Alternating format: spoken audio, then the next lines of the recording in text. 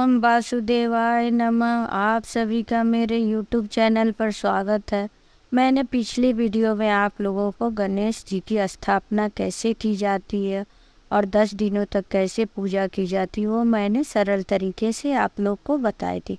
आप अगर चाहें तो पंडित जी को भी बुला के स्थापना करा सकती हैं, पूजा करा सकती हैं, वो तो बहुत अति उत्तम होता है। लेकिन आजकल पंडित जी लोग का मिलना भी बहुत मुश्किल है और हम नहीं मिल पाते हैं, तो हम अपने तरीके से खुद सरल तरीके से उनकी स्थापना और पूजा कर सकते हैं। और हम अब बताएंगे कि गणपति जी की विसर्जन कैसे करनी चाहिए। जैसे क्या है कि हम जितने दिन का माने रहे गणपति जी का, 1.5 दिन, 3 दिन, 5 दिन, 10 दिन, 11 दिन, जो भी हमारा रहे उस दिन तक हमें गणपति जी की पूजा करनी चाहिए।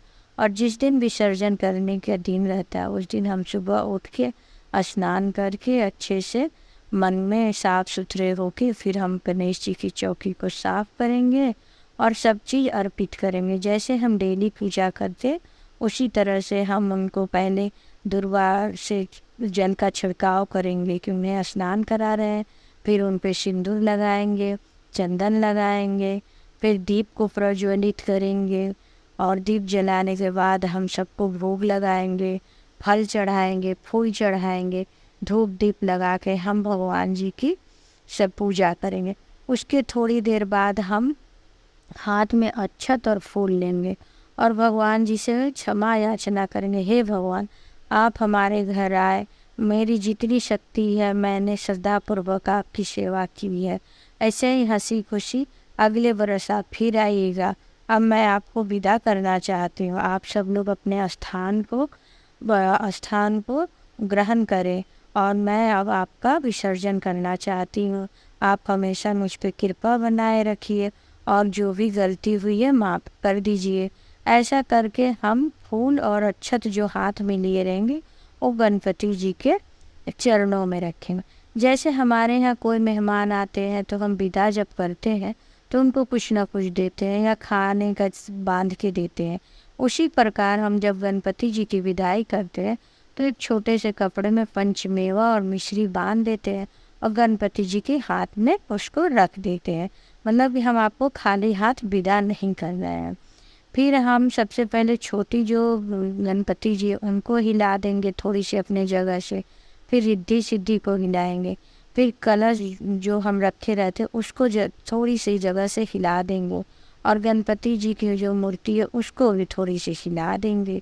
उसके बाद हम आरती करेंगे गणपति जी की, बहुत अच्छे से हम आरती करेंगे और उसके बाद से जल का छिड़काव करेंगे। फिर हम गणपति जी को अगर हम बाहर विसर्जित करते हैं तो एक पाटे पे रख के हम गणपति जी को ले जाएंगे ढोल नगाड़े के साथ, और जो भी नदी है या समुद्र है या जो भी जहाँ भी हो वहाँ पे हम विसर्जित कर देंगे। लेकिन अगर आप घर में कर रही हैं तो एक बड़ी सी बर्तन, साफ सुथरे बर्तन लेंगी, बड़ी सी, जितनी बड़ी आपकी गणपति है उससे बड़ी होनी चाहिए। उसमें जल भर लेंगे उस पात्र में, उसमें गंगा जल थोड़ी सी डाल देंगे, हल्दी और रोली डाल देंगे, उसके बाद से उसमें फूल डाल देंगे। जैसे जल वो शुद्ध हो जाए, हम ऐसा माने कि वो तालाब है, फिर धीरे धीरे हम गणपति जी को उसमें विसर्जित कर देंगे और बोलते रहेंगे अगले वर्ष तो लौकर आना, गणपति गप्पा मोरया, अगले वर्ष तो लौकर आना। ऐसे करके हम समर्पित कर देंगे जल में धीरे धीरे डूब। अगर आपकी मूर्ति मिट्टी की होगी तो 3-4 घंटे में तो गल जाएंगे। अगर वो प्लास्टर ऑफ पेरिस की होगी तब तो 4-5 दिन लगेगी जब मूर्ति पूरी ये हो जाए। फिर उसके बाद हम चौकी के सारे सामान को व्यवस्थित करेंगे।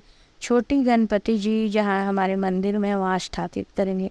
रिद्धि सिद्धि को या तो हम कहीं स्थापित कर दें किसी गमले वगैरह में, या हम फिर से उन पर किसी और पूजे में और उसका यूज हम कर सकते हैं गंगा जल छिड़क के।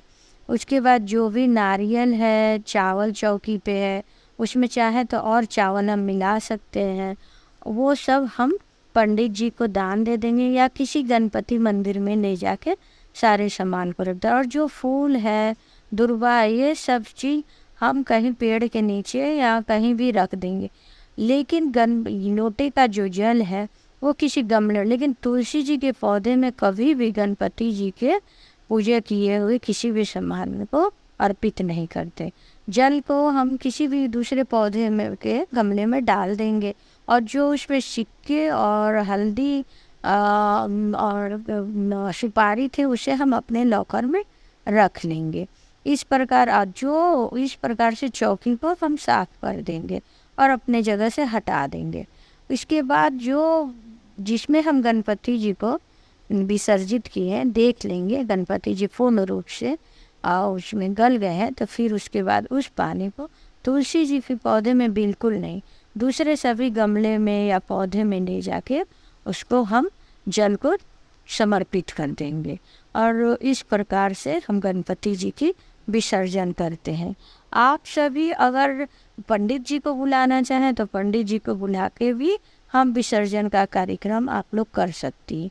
और जो भी प्रसाद चौकी से हम उठाए रहेंगे और जो गुड़ और नारियल है जिसे हम जिस दिन हम स्थापित करते हैं उस दिन नहीं उठाए रहते हैं, उसको सब में बांट के खाते हैं। और देखिए गणपति जी की जिस दिन हम स्थापना करते हैं या तो उस दिन या विसर्जन के दिन हमें दक्षिणा जरूर निकालनी चाहिए। जितना आपको संभव हो दक्षिणा में पैसा रख सकती हैं, वस्त्र रख सकती हैं यथासंभव। तो आप वो दक्षिणा पहले दिन भी निकाल सकती हैं या आखिरी दिन भी, उसको भी आप मंदिर में दे आइए या पंडित जी को दे दीजिए। तो इस प्रकार से हम गणपति जी का विसर्जन का कार्यक्रम करते हैं और सारे सामान जो भी हमारा दक्षिणा जो भी सब चीज़ें वो गणपति मंदिर में हम दे के आते हैं।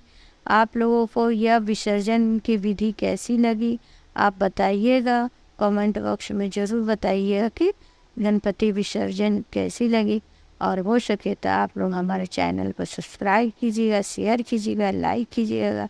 मैं कोशिश करती हूँ बिल्कुल सरल तरीके से किसी भी पूजा पाठ को बताना, क्योंकि आज के समय में हम महानगरों में रहते हैं, बहुत मुश्किल है बहुत विधि विधान से पूजा पाठ करना, और उस तरह से ना अब समय है, ना हमारे पास उस तरह की शुद्ध सामग्री है, और ना हमें पंडित जी मिल पाते हैं समय पे। तो इसलिए हम पूजा तो छोड़ नहीं सकते हैं।